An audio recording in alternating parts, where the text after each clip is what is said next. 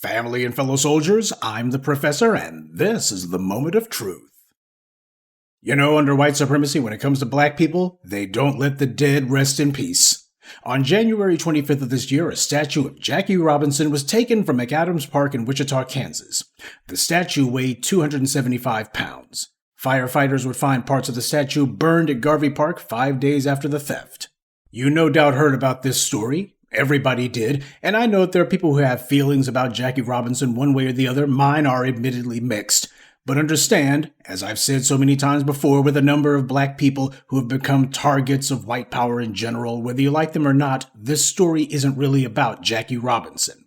Now, the police said that they have found one of the perpetrators, caught on video, by the way, committing this crime. Now, the first of the perpetrators who the police say that they've arrested is a white Latino named Ricky Angel Alder.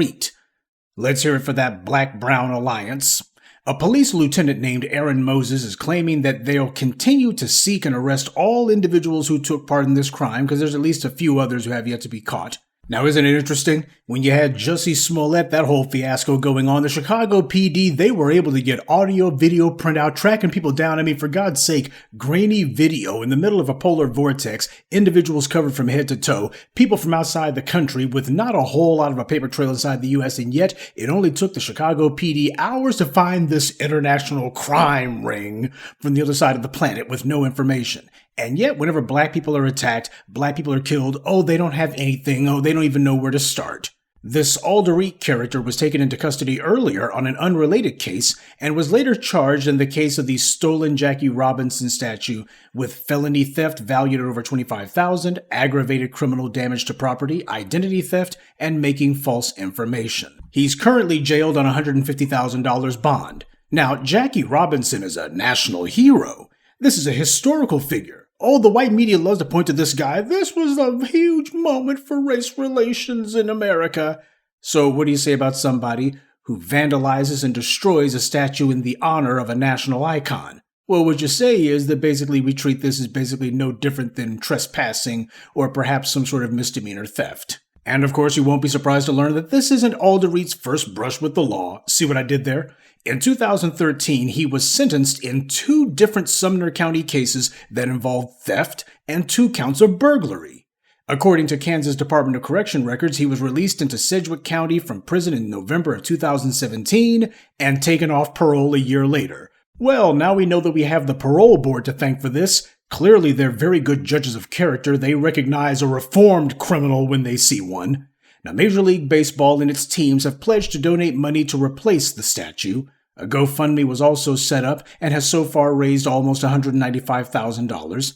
The statue itself was valued at $75,000, and the company who made the statue still has a mold of it. So once they get paid, they can go ahead and build another one. But that's not the real point of this morning's briefing. The police, predictably, have said that this was not a hate crime. They're already declaring that right off the bat. This is not a hate crime. We looked at this and it looks like somebody just wanted to steal the metal for whatever reason. They're trying to make it sound like here's some typical meth heads who decided that the best way for them to get their hands on some cheap steel was to run off with a statue. But both the police and the white media have gone out of their way to declare this is not a hate crime, not a hate crime. Definitely not a hate crime. Now, keep in mind, this is what they're saying already. We know that their story is garbage. If people are trying to get some cheap metal to sell, then there's a lot of ways to do it faster and easier than to get a blowtorch and cut down a statue. You only do that because the statue itself has meaning to you. That's the only reason that you go through that kind of trouble, just to go ahead and run off with Jackie Robinson's statue as if nobody's going to be looking for you afterwards. Now, before I go any further, I think I need to repeat, I'm sure a lot of you, especially the ones who are familiar with my previous comments on Jackie Robinson, are wondering why I am talking about him. Because, as I said, this isn't about him. It's about what he means to the dominant society. Like Obama and R. Kelly and so many others, whether you approve of them or not, whether you recognize that they don't promote black empowerment or not, the dominant society, and as we see in cases like this, people who aspire to be part of it, they see these kind of Negroes as making them feel insecure with themselves. Black America is just one gigantic nigga to them. Thank you, Brother Tariq, for that saying. When it's black people, it's never a hate crime, though. They just start circling the wagons. We're going to go ahead and say it's not a hate crime no matter what. You're going to have to make us say that it's a hate crime. Doesn't matter if it's at the local level or the federal level with Kristen Clark. The police admitted that they haven't even arrested all the perpetrators yet. But already, apparently they know enough to say it's not a hate crime. They've only got one of these thieves, one of these vandals in custody. How the world can they say that they know the entire story? But that's what they're claiming. How can they know that with only one of the perpetrators in custody? Well, they know it the same way that they know the police shootings are justified before they even conduct an investigation. The same way that they knew that George Floyd's death was drug-related or otherwise from natural causes. Well, whatever it certainly wasn't anything the police did. That's what they were saying until that bystander's cell phone video of the murder went viral. Then the police began singing a different tune. Now, you never hear about black people running around cutting down some white sports figure statue.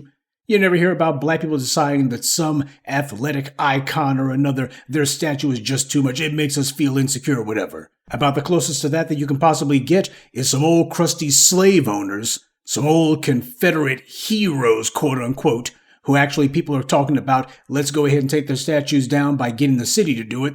The city decides, oh, we're not going to have any votes on it. And keep in mind, the individuals who try to feign indignation because a couple of statues might have gotten bent a little bit, these individuals, they couldn't even tell you anything about these Confederate morons that they were trying to stick up for. Even Richard Spencer himself, after the Charlottesville riot, was pointing out that the statue of Robert Lee really didn't matter to him. What mattered to Richard Spencer, though, was that he recognized what the Confederacy and these Confederate statues meant to a certain segment of the white population, who, as far as they were concerned, they recognized completely full well that these symbols and these statues stood for white primacy, white domination. That's what it stood for. That you had these symbols of slavery, these proud symbols of the subjugation of black people in the commons. The commons are the areas that belong to everyone.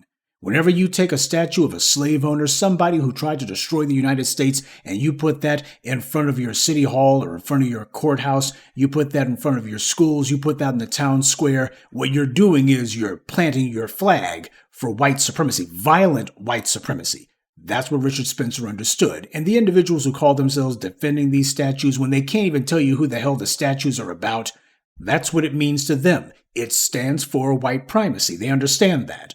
And Jackie Robinson, even though he was hardly running around with the black power fist and all that, nonetheless, they look at him and they see the kind of exceptionalism that they don't have. It's part of the reason why they attack black icons so much. Because you see, for the dominant society, they got to invent their heroes. This is why Star Wars and Star Trek and Superman matter so much to them. They have to invent their heroes. Otherwise, they would be stuck with the slave owners and the genocidal lunatics who are their actual icons. They had to manufacture some that could at least be somewhat honorable. But when it comes to black people, we have real icons. And ours are not made up. They exist in the real world. Whereas Luke Skywalker was fighting a phony pretend evil empire, our black icons were fighting the real evil empire, white supremacy, and also fighting everybody who benefits from it. That makes a lot of them feel insecure because whenever they look at our heroes and our icons, it reminds them of how puny, how insignificant theirs are. And that's the reason that this actually happened. Even if we were silly enough to go along with the police's clearly fraudulent narrative, you still can't escape the fact that whoever these criminals are, they didn't just get up one night and decide to do this on a lark because, oh, we need ourselves some metal so we can go ahead and sell it at the scrapyard and go ahead and buy ourselves a few hits of meth. That's not what happened here. It's the motivation that we always see. There's tons of drug addicts and meth heads who go stealing metal off of homes, particularly copper piping and such, so that they can go ahead and sell it to get themselves a few hits of drugs. This kind of thing is not new. But running off with a sports statue, a black man statue, you didn't do that simply because you need to get some get high. You did that to make a point. But the police who are in it with them and sympathize with them and support these kind of things, as far as they're concerned, they get a kick out of this. They understand exactly what this is about. When it comes to black Americans, you would be hard-pressed to find any historical figure who is less threatening, who put up no resistance, who went out of his way to be a willing punching bag for a whole stadium full of racist and white supremacists, which is the same thing, and other assorted trash, more than Jackie Robinson. When it comes to being non-threatening, it would be very difficult to find someone who went out of his way to be less threatening than him. And yet, even so, his image was still too much for these white supremacists to be able to stand. Now, what does that tell you? And that brings us to the final point of why I felt that this incident should be this morning's briefing. Kansas is a red state, and Jackie Robinson himself was a Republican all the way up until the late 1960s. He supported Richard Nixon in 1960. Kansas being a red state, you would think that they would be looking going, oh, he's a good old Republican. No, they look and say he's just another nigger.